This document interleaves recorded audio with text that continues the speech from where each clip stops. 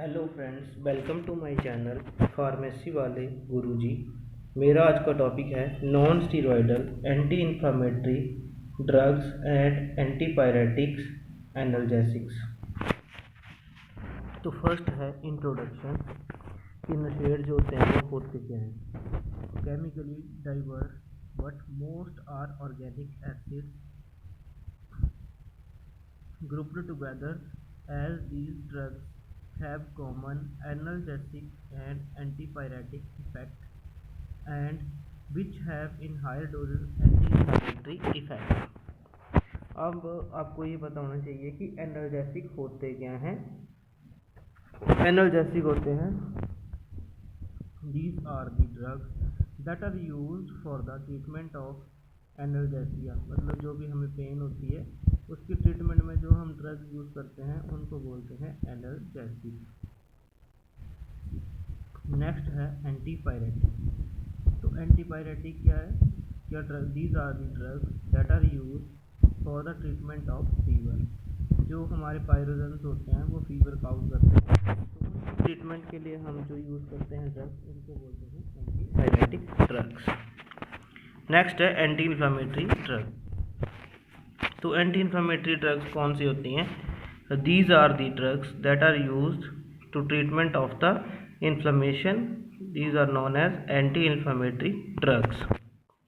Do not depress CNS, no physical dependence और abuse liability, weaker analgesic than morphine except inflammatory pain, also called non-narcotic, non-opioid and aspirin-like analgesic, primarily act on peripheral pain mechanism and also in CNS। तो ये जो है वो मतलब जो हमारी non ओपाइड्स होते हैं, नॉन नारकोटिक्स होते हैं, जो हमारे नशेड्स होते हैं और उनको यूज़ करते हैं हम इन्फ्लेमेशन में यूज़ करते हैं और पेन में यूज़ करते हैं। नेक्स्ट है हिस्ट्री ऑफ नशेड्स।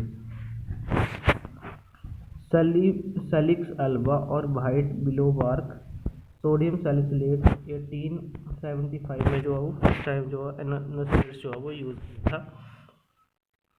नेक्स्ट है एसिटाइल सैलिसिलिक एसिड 1899 में मतलब इसकी डिस्कवरी हुई थी। नेक्स्ट है फिनाइल ब्यूटाजोल 1949 में डिस्कवर हुआ था। इंडोमिथासिन है 1963 में। ये सारे जो हैं वो नशेड्स हैं। Classification traditional non selective COX inhibitor. तो जो हमारे सैलिसिलिक एसिड है उसमें हमारी ड्रग आती है एस्प्रिन। नेक्स्ट है प्रोपियोनिक एसिड, उसमें हमारी आती है नेप्रोक्सिन, आइबोप्रोफिन, कीटोप्रोफिन, ऑक्साप्रोजिन, फ्लूबिप्रोफेन। नेक्स्ट है एंथ्रालिनिक एसिड में हमारी आती है mefenamic acid. Aryl acetic acid derivative में आती है हमारी डिक्लोफिनैक एंड एसिक्लोफिनैक। ऑक्सीकैम डेरिवेटिव में हमारी आती है प्रोक्सीकैम एंड टिनोक्सीकैम। नेक्स्ट है पायरोल डेरिवेटिव, जिसमें हमारी आती है कीटोरोलैक, इंडोमिथासिन। नेक्स्ट है इंडोल डेरिवेटिव। इंडोल डेरिवेटिव में हमारी आती है इंडोमिथासिन एंड सुलिंडेक। पायराजोलोन डेरिवेटिव में हमारी आती है फिनाइल ब्यूटाजोन एंड ऑक्सीफेनब्यूटाजोन। ये है classification non selective COX inhibitors की। जो नॉन सेलेक्टिव है इसमें हमें पता नहीं है कि ये कॉक्स 1 पे इफेक्ट मतलब जाके एक्ट करेगी या कॉक्स 2 पे एक्ट करेगी, ड्रग पर अपना एक्शन जो है वो शो करेगी हमारी बॉडी में, तो इसको हम बोलते हैं non selective COX inhibitor. Next है प्रेफरेंशियल कॉक्स 2 इनहिबिटर। इसमें हमारी ड्रग आती है nimesulide, diclofenac, aceclofenac, meloxicam and nabumetone. Next है सेलेक्टिव कॉक्स 2 इनहिबिटर। इसमें हमारी ड्रग आती है celecoxib, etoricoxib and parecoxib. Next है analgesic antipyretic with poor anti inflammatory action. इसमें हमारी आती है पैरासीटामोल, मेटामिजोल। नेक्स्ट है नेफोपैम। ये सारी ड्रग्स जो है वो हमारी आती हैं non steroidal anti inflammatory drugs. Next है NSAIDs and prostaglandins. All NSAIDs inhibit prostaglandin synthesis. तो जो NSAIDs होते हैं वो प्रोस्टाग्लैंडिन की सिंथेसिस को इनहिबिट करते हैं, क्योंकि जब भी हमारी बॉडी में प्रोस्टाग्लैंडिन जो है वो रिलीज़ होते हैं तो प्रोस्टाग्लैंडिन जो होते हैं वो इन्फ्लामेटरी मेडिएटर्स होते हैं, वो इन्फ्लामेशन काउज करते हैं, पेन काउज करेंगे हमारी बॉडी में, और उनकी वजह से जो है वो इन्फ्लामेशन होगी। मैकेनिज़्म दिया गया है कि COX-1, 2 एंड COX-3 जो है वो कैसे कैसे जो है वो एक्ट करते हैं और जो हमारी ड्रग हैं कैसे जो है वो COX-1 पे एक्ट करेंगी और जाके जो है वो जो प्रोस्टाग्लैंडिन की सिंथेसिस होगी उसको इनहिबिट कर देगी, और कौन सी ड्रग्स जो हैं वो COX-2 पे इनहिबिट करती हैं। तो जो एराचिडोनिक एसिड है वो हमारा COX-2 पे इनहिबिट COX-2 को इनहिबिट करता है, और एराचिडोनिक एसिड जो है वो COX-3 को भी इनहिबिट करता है। जो सिलेक्टिव COX-2 इनहिबिटर्स हैं वो जो हैं वो COX-2 को इनहिबिट करेंगे, और जो नॉन सिलेक्टिव है उसका जो मैकेनिज्म ऑफ एक्शन है वो अभी तक पता नहीं चला है किसी को भी, क्योंकि उसके बारे में इतनी इन्फॉर्मेशन नहीं है कि वो कहाँ पे जाके एक्ट करती है। तो जो नॉन सिलेक्टिव होती हैं वो या तो COX-1 पे एक्ट करेंगी या COX-2 पे या COX-3 पे, और वहाँ पे एक्ट करने के बाद जो है वो अपना एक्शन शो करेंगी। नेक्स्ट है major effects of prostaglandin synthesis inhibition. Analgesia, prevention of pain, nerve ending sensitisation. Next है antipyresis, reduction of body temperature in hyperthermia, anti inflammatory action, reduction in sign of inflammation, pain, tenderness, swelling and vasodilation. Next है anti thrombotic action, inhibition of platelet aggregation, closure of ductus arteriosus in newborn. तो ये सारे जो है वो अगर जो है वो हमारे प्रोस्टाग्लैंडिन जो है वो उनकी सिंथेसिस इनहिबिट हो जाती है तो उसकी वजह से जो है वो जो हमें पेन हो रहा है वो पेन नहीं होगा, और जो हमारी बॉडी का टेम्परेचर है वो भी रिड्यूस हो जाएगा, और जो इन्फ्लामेशन हो रही है, स्वेलिंग हो रही है, वो भी जो है वो ठीक हो जाएगी, और जो प्लेटलेट की एग्रीगेशन हो रही है वो इनहिबिट हो जाएगी। फर्स्ट है एनाल्जेसिया, होता क्या है? तो ये तो मैंने आपको पहले बता दिया, जब भी हमें कोई पेन होता है तो उसको बोलते हैं एनाल्जेसिया। तो पेन की डेफिनेशन क्या है? An unpleasant sensory and emotional experience associated with actual और पोटेंशियल टिश्यू डैमेज और described in term of such damage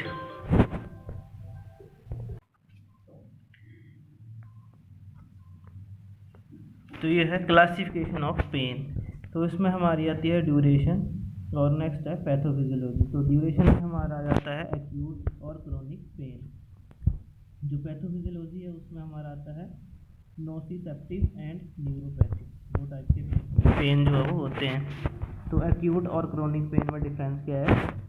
तो acute is usually accompanied by obvious tissue damage, increased autonomic nervous activity, pain resolved with healing of the underlying injury, serves as protective function। तो जो acute होता है मतलब वो acute pain होगा, उसमें pen आपको कम होगा और ये जो है वो कम डैमेज करेगा टिश्यू को, और एक्टिविटी जो होगी, जो हमारे नर्वस की जो एक्टिविटी होगी नर्वस सिस्टम की, उसको इंक्रीज़ कर देगा। और जो क्रोनिक पेन है, pain that extends 3 to 6 months beyond onset and beyond the expected period of healing. 3 से 6 महीने के लिए जो है वो पेन जो है वो लॉन्ग टाइम तक रहेगा, उसको बोलते हैं chronic pain. Ceases to serve as protective function, degrade health and functional capability. तो ये जो है वो हमारी हेल्थ को इफेक्ट करेगा और डिप्रेशन जो है वो पेशेंट को हो सकता है। नेक्स्ट है नोसिसेप्टिव एंड न्यूरोपैथिक। तो न्यूरोपैथिक जो है वो pain initiated by caused by the primary lesions और dysfunction in the nervous system.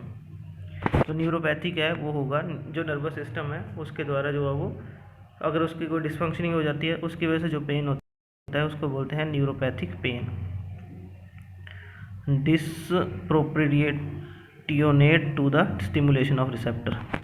तो नोसिसेप्टिव में pain that arises from a stimulus that is outside of the nervous system, receptor stimulated, proportionate to the stimulation of receptor when acute has a protective function। तो जो non receptive होता है वो protective action create करता है, और ये जो पेन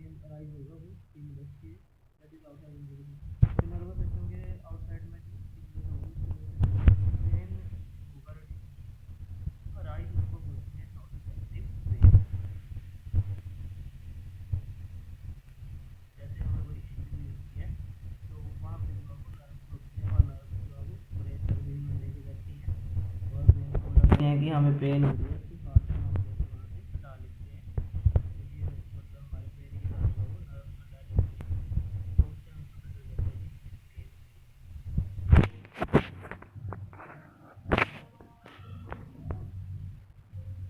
नेक्स्ट है एंटीपायरेटिक्स। तो एंटीपायरेटिक्स क्या होते हैं? एंटीपायरेटिक्स होते हैं जैसे जो पायरोजन्स होते हैं वो काउज करते हैं फीवर। अब जैसे किसी को फीवर हो गया तो उसको प्रिवेंट करने के लिए हम ड्रग्स देते हैं, उन ड्रग्स को बोलते हैं pyretics. Antipyretic drugs that are used for the treatment of पायरेसिस।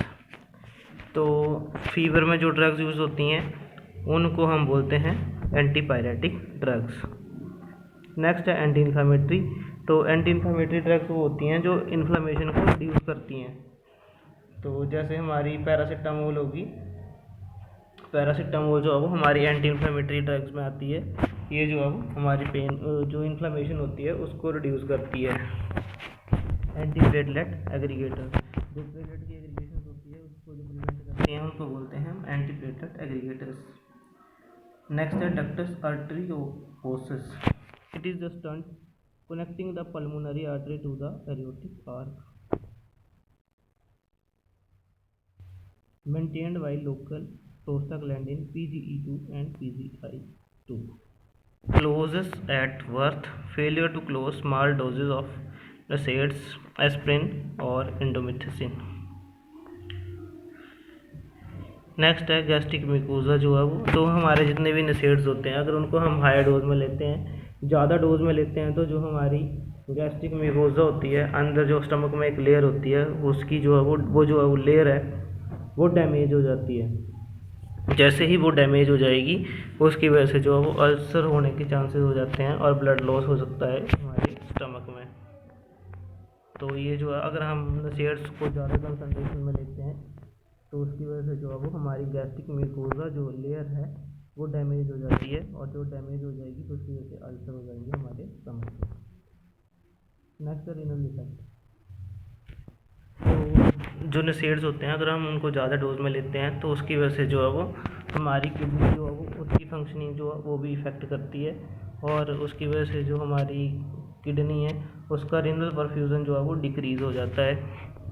Decrease होने की वजह से जो है किडनी जो है प्रॉपरली काम नहीं कर पाएगी और सोडियम वाटर रिटेंशन नहीं होगा, उसकी वजह से एडीमा हो जाएगा। तो ये जो है वो इसका साइड इफेक्ट है NSAIDs का।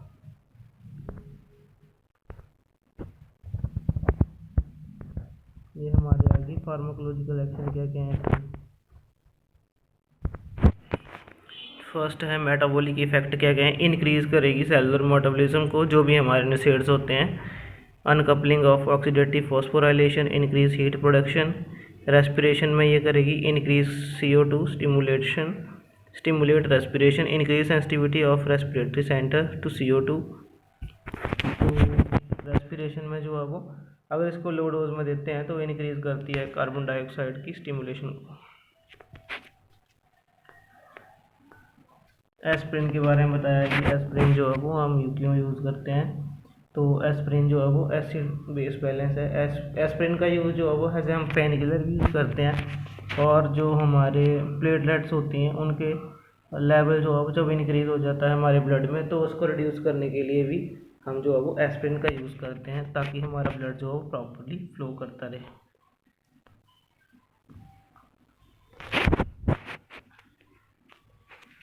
तो एस्प्रिन के फार्माकोकाइनेटिक्स क्या है। Aspirin absorb from stomach and SI poorly water soluble, जो पुअरली वाटर सॉल्युबल होती है ये, और कन्वर्ट हो जाती है सैलिसाइलिक एसिड में in gut, liver and plasma. 80 to 85 bound in plasma protein, can cross placenta and CSF, metabolise in liver by conjugation with glycine, salicyluric acid, excreted as glomerular filtration and tubular secretions. Half life is 15 to 20 minute, और इसकी high dose है long T half, मतलब जो इसकी high dose होती है उसका जो है वो लॉन्ग जो है वो हाफ टाइम होता है इसका। और एस्प्रिन के एडियाज क्या क्या हैं। गैस्ट्रोइंटेस्टाइनल डिस्टर्बेंसेस होगी, हाइपर सेंसिटिविटी हो जाएगी और हाइपैटोटॉक्सिसिटी हो सकती है, नेफ्रोटॉक्सिसिटी हो सकती है, prolongation of bleed time, respiratory disease हो सकती है, अस्थमा। अब जो हमारा अगर एस्पिरिन पॉइजनिंग हो जाती है तो उसको हम कैसे ट्रीट करेंगे? इंड्यूसिंग इमेसिस और एडमिनिस्ट्रिंग गैस्ट्रिक लावेज। तो हम जो है वो ताकि एस्पिरिन जो है वो बॉडी से बाहर चला जाए। फिर अल्कलाइजेशन ऑफ द यूरिन करेंगे, डायलिसिस करेंगे, विटामिन डी का इंजेक्शन देंगे। जो एस्पिरिन है उसका यूजेस कहाँ कहाँ पे होते हैं? एनाल्जेसिक यूज़ होती है, रूमेटाइड अर्थराइटिस में यूज़ होती है, एक्यूट रूमेटिक फीवर में यूज़ होती है, एंटीपायरेटिक ड्रग है, मायोकार्डियल इन्फेक्शन में भी यूज़ होती है। और कहाँ कहाँ जो है वो इसको कॉन्ट्राइंडिकेटेड है, मतलब जो एस्पिरिन है तो उसमें है, फर्स्ट आ गया जो सेंसिटिव पर्सन है उनको नहीं दे सकते हम, चिल्ड्रन विद वायरल डिसीज उनको भी नहीं दे सकते हम एस्पिरिन, पेप्टिक अल्सर जिसको है उसको नहीं दे सकते, क्रोनिक लीवर डिसीज़ अगर किसी को उसको एस्पिरिन नहीं दे सकते, डायबिटीज़ है, कंजेस्टिव हार्ट फेलियर है, रूमेटाइड अर्थराइटिस है तो हम एस्पिरिन नहीं दे सकते हैं। नेक्स्ट है stop prior to surgery, near team term pregnancy, breast feeding mother etc. मतलब जो प्रेग्नेंट वुमेन्स हैं उनको नहीं दे सकते, और कोई ब्रेस्ट फीडिंग कर रही है मदर तो उसको भी हम नहीं दे सकते हैं जो हमारी एस्पिरिन है। तो इंटरेक्ट किसके साथ करती है ये? प्रोवेंसिड के साथ जो है वो इंटरेक्ट करती है, एंटीकोगुलेंट्स के साथ, एंटी हाइपरटेंसिव डायबिटिक्स के साथ, तो इनके साथ जो है वो हम इस ड्रग को नहीं दे सकते हैं। नेक्स्ट है प्रोपियोनिक एसिड डेरिवेटिव, उसमें हमारी आती है आइबुप्रोफिन, नेप्रोक्सिन, कीटोप्रोफिन।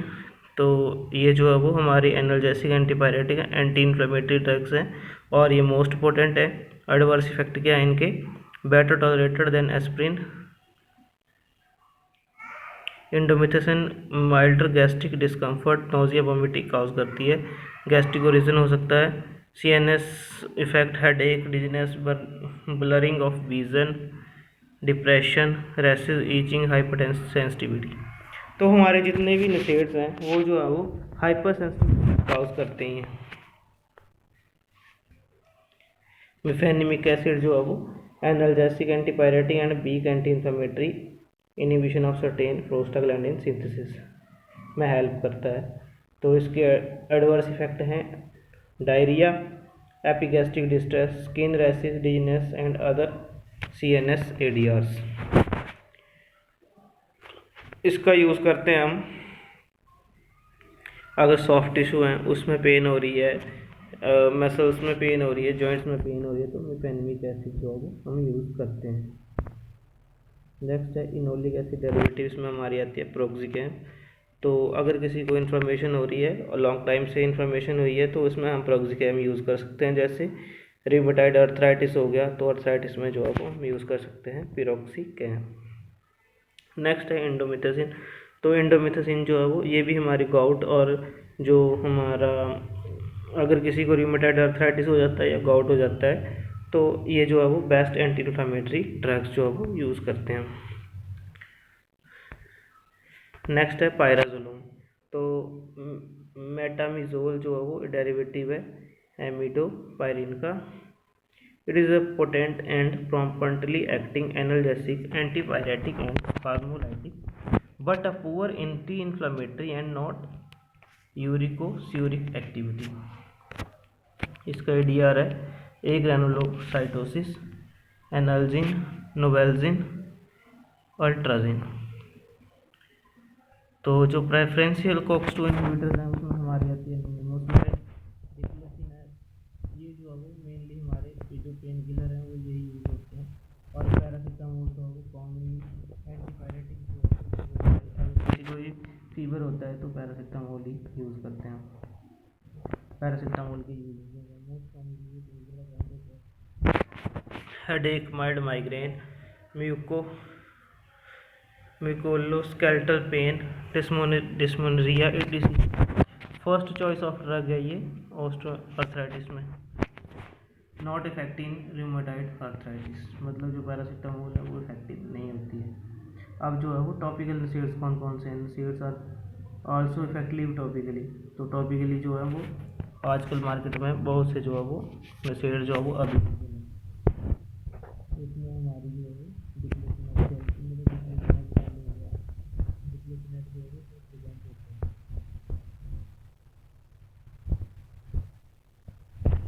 नसेड्स मतलब कौन से उस पे जो है वो कौन सा नसेड जो है वो इफेक्ट करेगा।